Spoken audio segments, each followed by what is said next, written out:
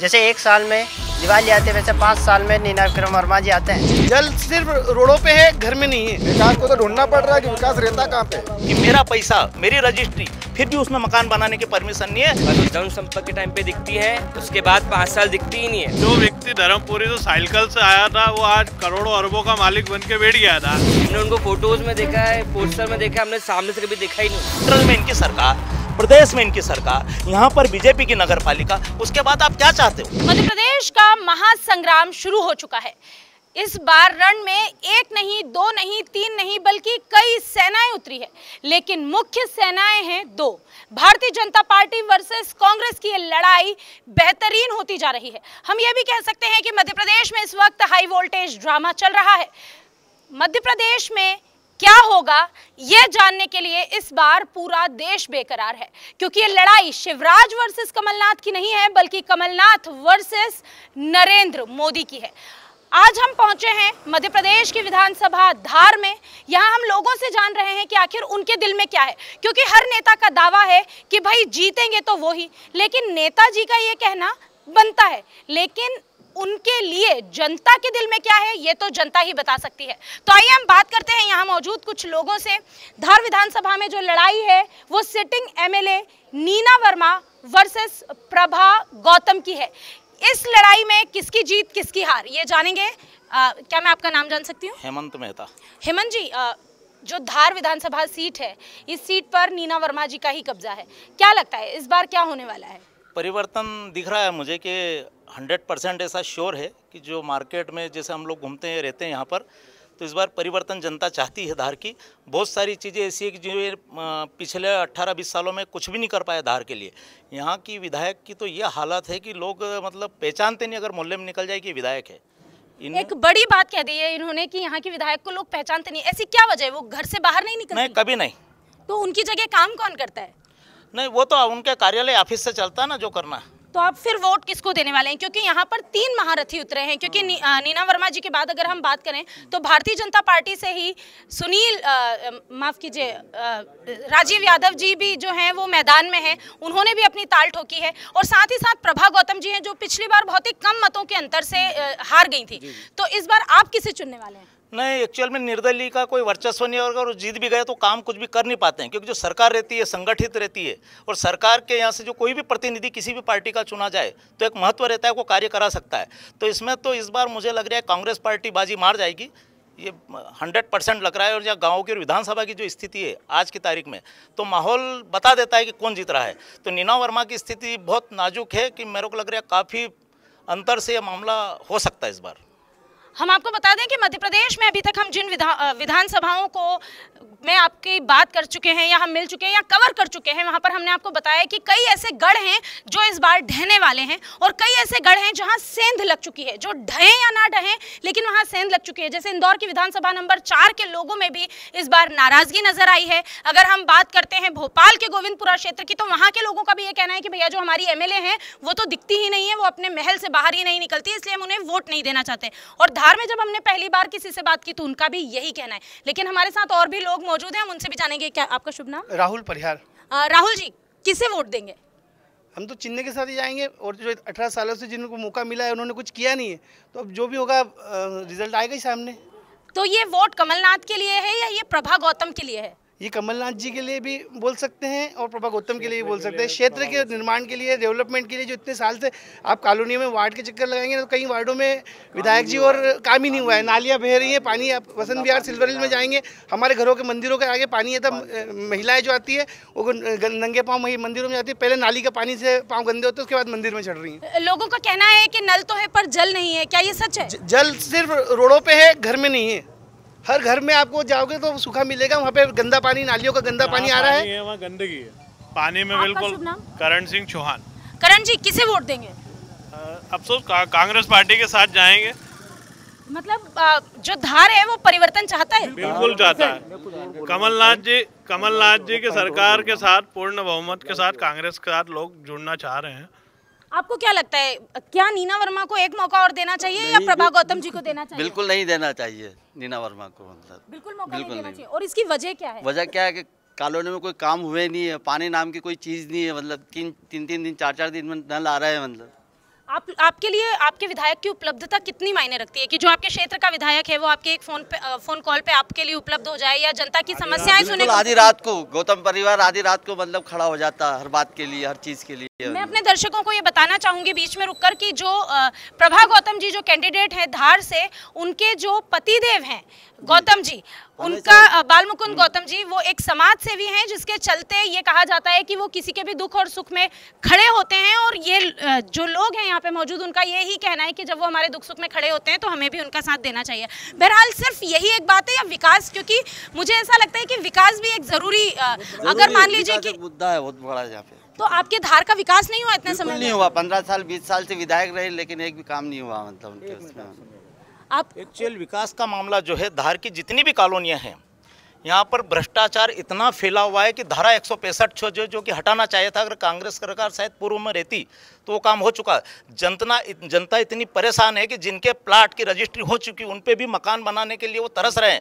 यहाँ कुछ ऐसे कानून ला दिए गए हैं आम जनता के ऊपर की बहुत त्रस्त हो चुकी। यहाँ की कॉलोनियाँ सारी अधूरी इसीलिए पड़ी है कि मेरा पैसा, मेरी रजिस्ट्री, फिर भी उसमें मकान बनाने की परमिशन नहीं है।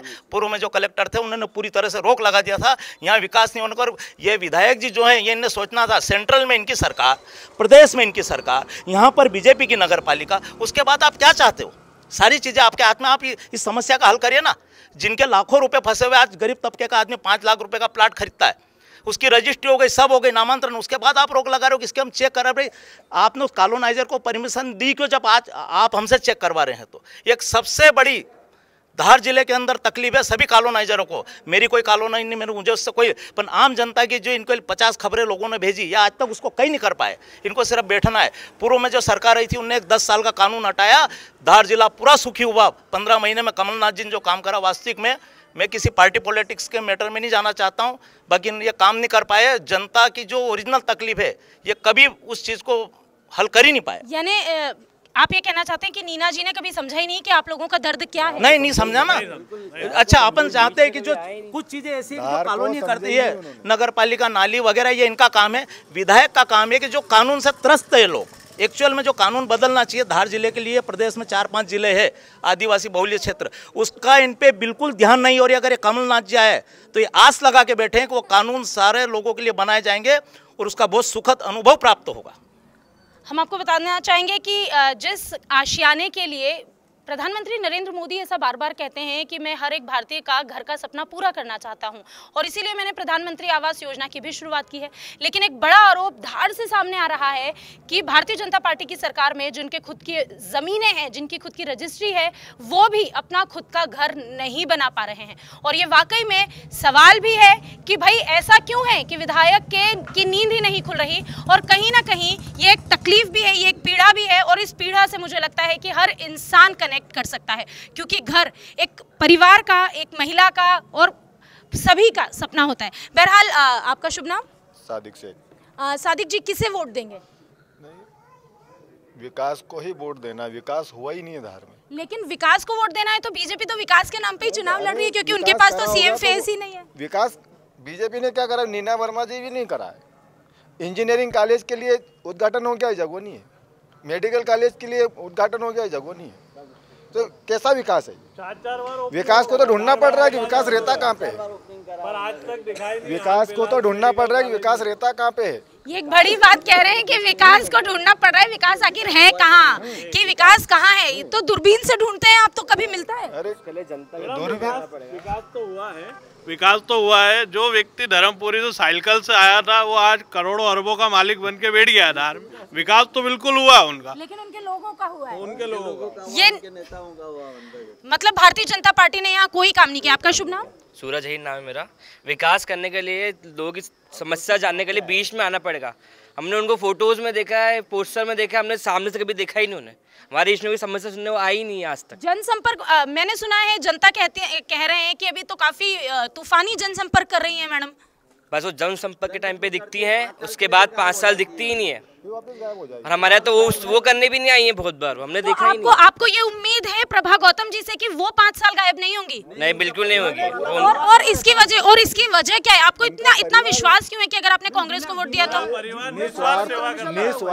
निस्वार्थ सेवा करता है, चाहे मनोज भैया हो, गौतम भैया हो, बड़े भैया हो, कोई भी निस्वार्थ एक फोन कॉल पे आधी रात में भी आ जाता सत्ता में रहे या न रहे ये गौतम परिवार जितना बन सकता उनने पूरा सहयोग करा आम जनता का। पानी पिलाया, जब पानी पूरे धार में सूखा पड़ा था टैंकरों से पानी पिलाया फ्री में पूरे धार के लोगों को, कई जोड़ों की शादियां करवाई, सार्वजनिक कार्य इतने सारे कार्य कराए, फ्री एम्बुलेंस चलाई लोगों के लिए।